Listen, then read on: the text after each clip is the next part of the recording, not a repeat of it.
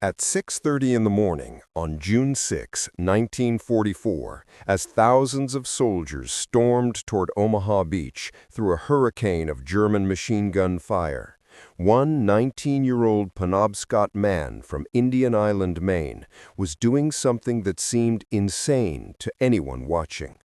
While soldiers ran forward seeking cover on the beach, Charles Norman Shay ran backwards again and again and again, plunging into chest-deep surf already red with blood, dragging wounded men who couldn't move out of the rising tide before they drowned. He didn't carry a rifle. He didn't throw grenades. He didn't storm machine gun nests. Instead, this soft-spoken Native American medic with the 16th Infantry Regiment of the Big Red One did something that required a different kind of courage. He ran toward the screaming, grabbed men weighing twice what he did, and hauled them through waist-deep water while bullets popped through the air and pierced the surf around him. How many men did he save that morning? He never counted. He never wanted to remember that day. The sound of bullets piercing water haunted him for 101 years. But here's what we know. Charles Shay was awarded the Silver Star for repeatedly going back into that killing surf when any sane person would have stayed on the beach. He pulled soldiers from the water who would have drowned in minutes. He bandaged wounds while shells exploded around him. He administered morphine to men who were screaming. And when it was over, when Omaha Beach was finally secured and 2,501 Americans lay dead, Shay simply moved inland and kept working through the Battle of Hurtgen Forest, the Battle of the Bulge, and into Germany itself, where he was captured and held as a prisoner of war until liberation. After the war, he re-enlisted and served in Korea. He worked on nuclear testing in the Marshall Islands. He spent decades at the International Atomic Energy Agency in Vienna. But for 60 years, he never talked about D-Day, never spoke about the men he saved, never sought recognition. Then, in 2007, at age 82, something changed.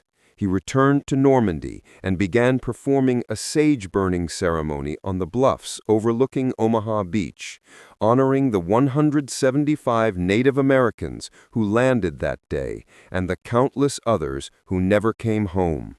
France awarded him their highest honor, the Légion d'honneur. In 2017, they dedicated a memorial park in his name, featuring a massive granite turtle, a sacred animal in Penobscot culture, looking west toward his home on Indian Island. And in 2018, Charles Shay moved to Normandy permanently, spending his final years within sight of the beach where he had saved so many lives 74 years earlier, becoming a voice not just for D-Day veterans, but for the forgotten Native American warriors who have fought in every American war, often while being denied basic rights at home. On December 3, 2025, Charles Norman Shay returned to the Creator at age 101, surrounded by the French people who had come to love him as their own.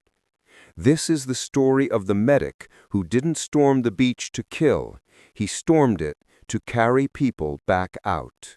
Charles Norman Shay was born on June 27, 1924, in Bristol, Connecticut, but he grew up on the Indian Island Reservation in Old Town, Maine, home of the Penobscot Nation. The island sits in the middle of the Penobscot River, connected to the mainland by a bridge that, in Charles's childhood, was as much a barrier as a connection. The Penobscots are part of the Wabanaki Confederacy, and their relationship with the land and water runs deep. Charles's family had lived on that island for generations, maintaining traditions even as the world around them changed rapidly. His Aunt Lucy Nicolar Poulau and her Kiowa husband, Chief Bruce Poulau, had built a two-story wooden structure they called the teepee, part novelty shop, part museum, where they sold Lucy's handmade baskets and shared native culture with visitors. During the Depression, Charles's family, like many Penobscots, did what they had to do to survive. They set up tents at Lincolnville Beach, Maine, where they spent summers selling baskets and other crafted items. Young Charles, who was given the ceremonial name Little Muskrat, would dance for tourists in traditional regalia. The family also traveled across the state, performing at hotels, doing whatever it took to make ends meet. Charles was one of the first children from the reservation to attend school across the river in Old Town, Maine. He crossed that bridge every day, moving between two worlds, the Penobscot world of his home and family, and the white American world of the classroom, where he was often the only native student. It was an experience that would shape him, learning to navigate between cultures, to represent his people in spaces where they weren't always welcome, to carry multiple identities without losing himself. In 1943, when Charles was 19 years old, he received his draft notice. The United States had entered World War II after Pearl Harbor, and like young men across America, Charles Shay was called to serve. There was no question in his mind about whether he would go. Penobscots had a warrior tradition stretching back centuries. When called upon, they answered. Charles was drafted into the U.S. Army and sent for training. Given his temperament, quiet, observant, caring, he was assigned to train as a medic. It was a role that seemed to fit him perfectly. Where others would carry rifles and be trained to kill, Charles would carry medical supplies and be trained to save. He was assigned to the medical detachment of the 1st Infantry Division's 16th Infantry Regiment, the Big Red One, and attached as a platoon medic to Fox Company. The 1st Infantry Division had earned its nickname and its reputation in World War I. Now it was being prepared for what would become the largest amphibious invasion in history. As a combat medic, Charles learned to treat wounds under fire, to apply tourniquets with steady hands even when shells were exploding nearby, to make split-second decisions about who could be saved and who was beyond help. He learned to carry morphine syrettes in his pockets, to fashion makeshift splints from whatever materials were at hand, to control bleeding, to recognize shock. But nothing in training could prepare him for Omaha Beach. In the pre-dawn darkness of June 6, 1944, Charles Shay climbed down a cargo net from a transport ship into a landing craft.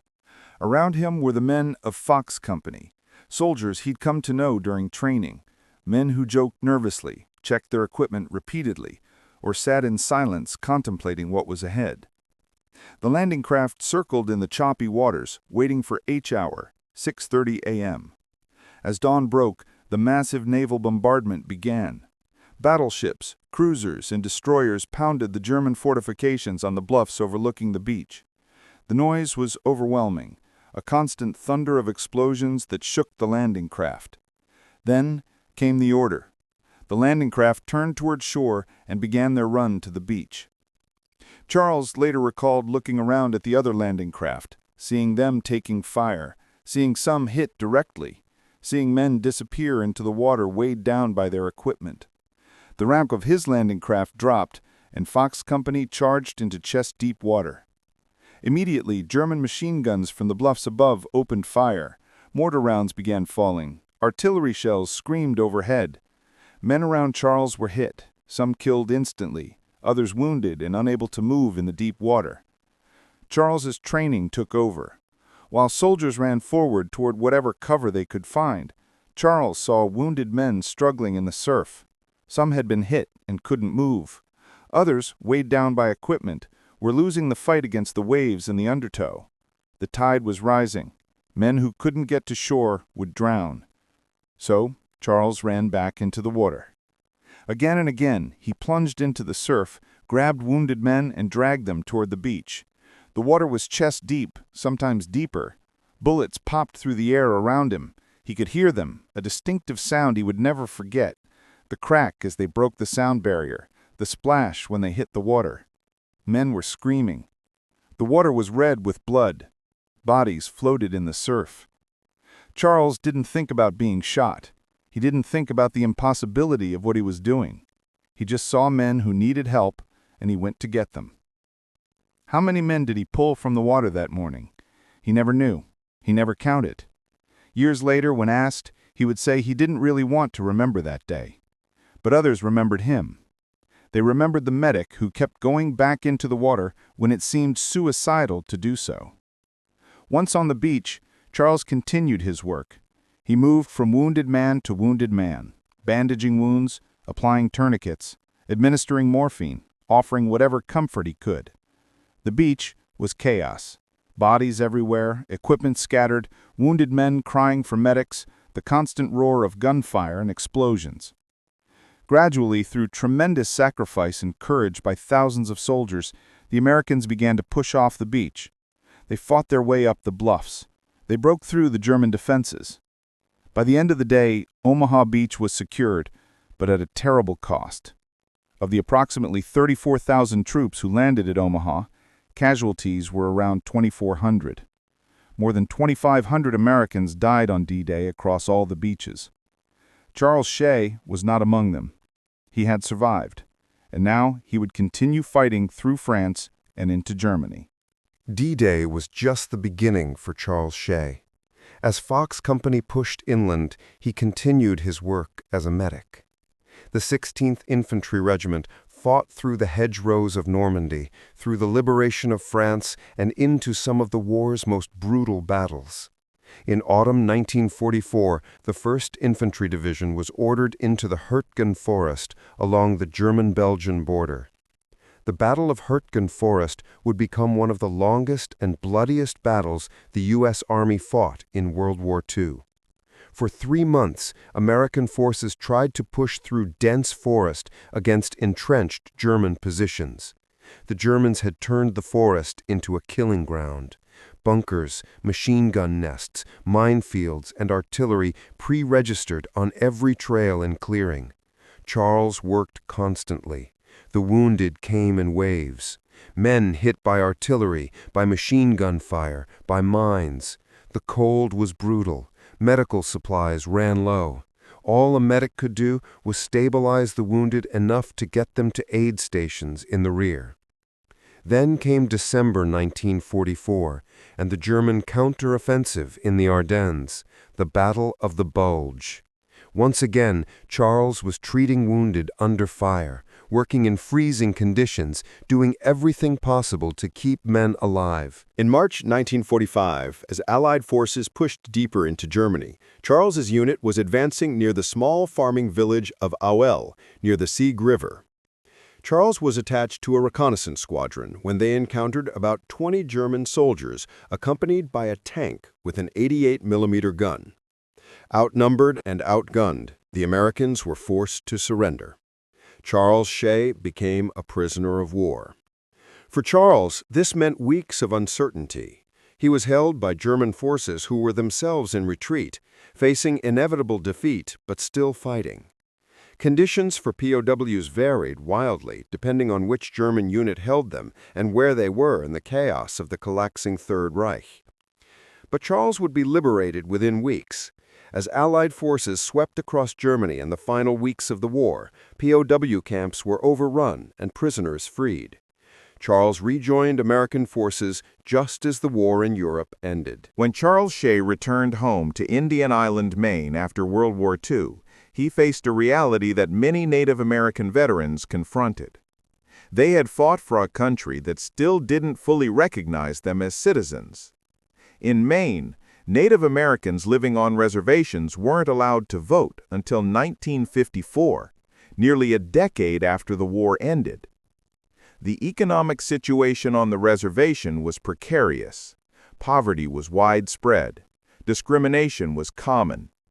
For Charles and many Native veterans, staying home meant facing limited opportunities and continued marginalization. So Charles made a decision. He would re-enlist. When the Korean War broke out in 1950, Charles joined the 3rd Infantry Division's 7th Infantry Regiment as a medic and was shipped to Japan. A few months later, his regiment went into combat in Korea, and once again, Charles Shay was treating wounded under fire. He served throughout the Korean War, was promoted to Master Sergeant, and was awarded the Bronze Star with 2 oak leaf clusters. After Korea, Charles's military career continued in unexpected directions. He participated in U.S. nuclear testing in the Marshall Islands, work that must have been deeply troubling for someone whose entire life had been connected to respecting and protecting the natural world. Later, he worked at the International Atomic Energy Agency in Vienna, Austria, where he met and married his wife, Lily. Charles and Lily lived together in Vienna for decades, visiting his original hometown on Indian Island during the summers. It wasn't until 2003 that they officially relocated to Maine full-time. Almost immediately after their return, Lily fell ill. She died shortly after their move home. Charles, now widowed and in his late 70s, faced a choice: retreat into private life or step forward into public remembrance. He chose remembrance. For over 60 years, Charles Norman Shay did not talk about his World War II experience.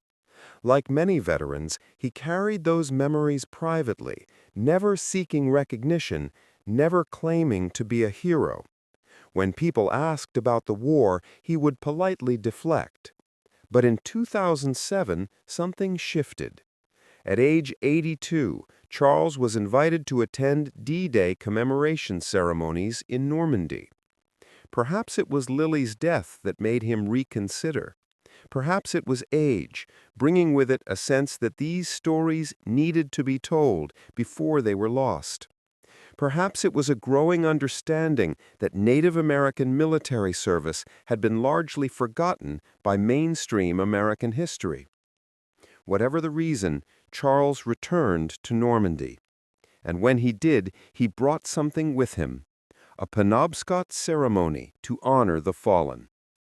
On the bluffs overlooking Omaha Beach, Charles performed a sage smudging ceremony, a sacred ritual. He would touch his forehead with sage mixture, say a prayer, and drop the mixture into fire. He repeated the process facing all 4 directions of the compass, twice.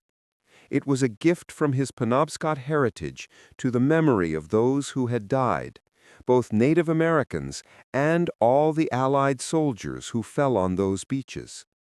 The French people were deeply moved. Here was one of the last living D-Day veterans, a Native American elder, returning year after year to honor the dead with sacred ceremony. Charles became a beloved figure at the annual commemorations. In 2007, French President Nicolas Sarkozy awarded Charles La Légion d'honneur, France's highest honor, in a ceremony at the French Embassy in Washington, D.C. In 2012, Charles published his memoir, Project Omaha Beach: The Life and Military Service of a Penobscot Native American Elder. The book was framed as letters to his deceased wife Lily, a way of finally telling her and the world everything he had experienced. The book caught attention, and a remarkable idea took shape. France would build a memorial to Charles Shay and to all Native American soldiers who fought on D-Day. Research revealed that approximately 175 Native Americans landed on Omaha Beach on June 6, 1944. Only 55 have been identified by name. An estimated 500 Native Americans participated in the entire D-Day operation across all beaches and airborne drops. They came from dozens of different tribes from all across North America to fight for the liberation of Europe. In 2017, the Charles Shay Indian Memorial was officially dedicated. The memorial features a large granite turtle sculpture, sacred in Penobscot culture, representing wisdom and longevity. The turtle was Charles's personal animal totem, chosen when he was a boy. Sculpted by his nephew Tim, the turtle looks out over the Atlantic, its head turned west toward Indian Island, Maine. At the dedication ceremony, Charles spoke. Now there is a plaque commemorating Indian soldiers who left Turtle Island to help liberate our ancient French allies. These brave men have passed into the spirit world. We will not forget. The memorial stands on a small park in the dunes overlooking Omaha Beach. Visitors leave feathers, stones, and tokens of respect. In 2018, at age 93, Charles Norman Shay made a remarkable decision. He moved to Normandy permanently.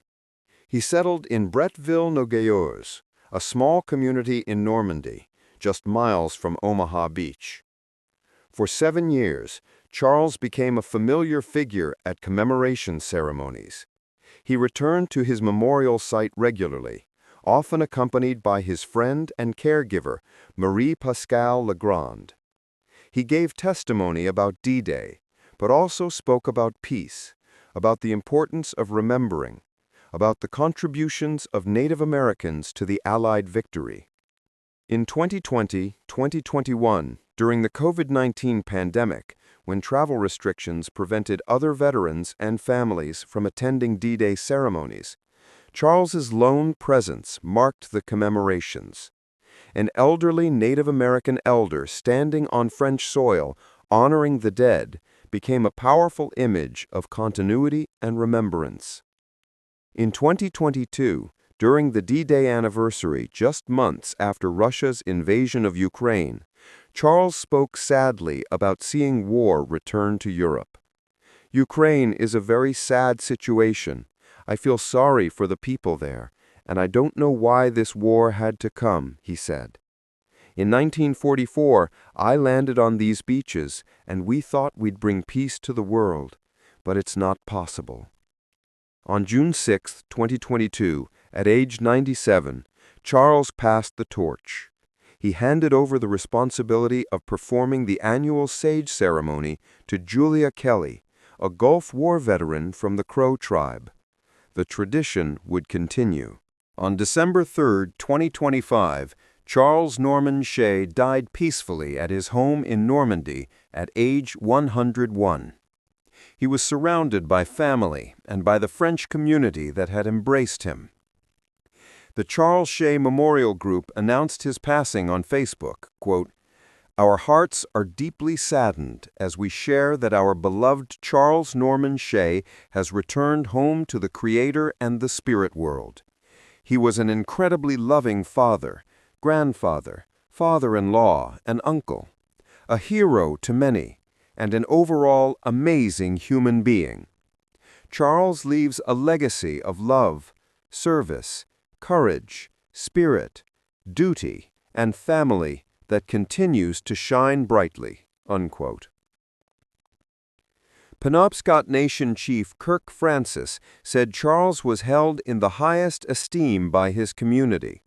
Harold Prince, co-author of Charles's biography, noted that Charles became one of the first indigenous soldiers to talk publicly about his wartime experiences, breaking decades of silence to ensure that Native American military service would be remembered. Charles Norman Shay is survived by children, grandchildren, and a community, both Penobscot and French, that loved him deeply. He will be remembered on both sides of the Atlantic. On December 3, 2025, Charles Norman Shay died peacefully at his home in Normandy at age 101. He was surrounded by family and by the French community that had embraced him. The Charles Shay Memorial Group announced his passing on Facebook, quote, "Our hearts are deeply saddened as we share that our beloved Charles Norman Shay has returned home to the Creator and the spirit world. He was an incredibly loving father, grandfather, father-in-law, and uncle, a hero to many, and an overall amazing human being. Charles leaves a legacy of love, service, courage, spirit, duty, and family that continues to shine brightly." Unquote. Penobscot Nation Chief Kirk Francis said Charles was held in the highest esteem by his community.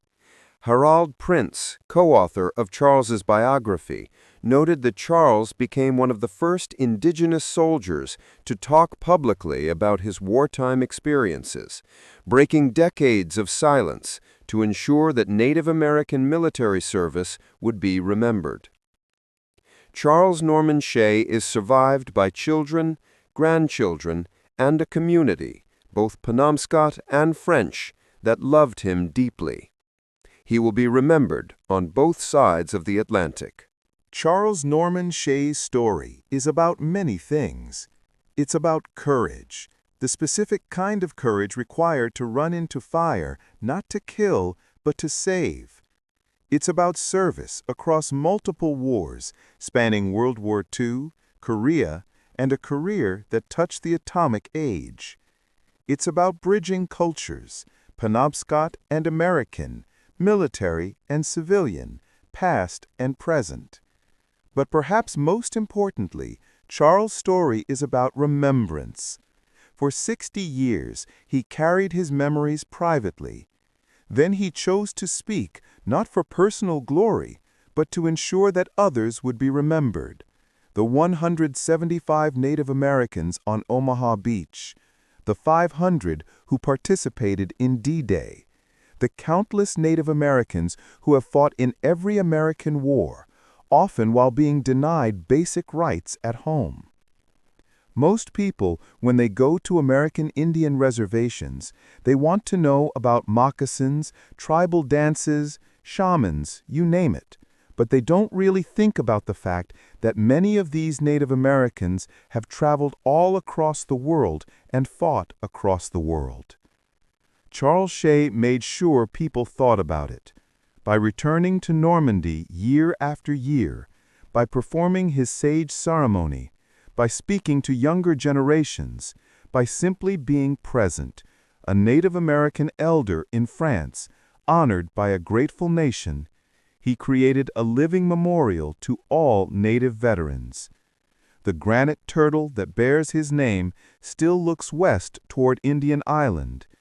The memorial park still overlooks Omaha Beach, and every year on June 6th, someone will burn sage and honor the fallen, continuing the tradition Charles began.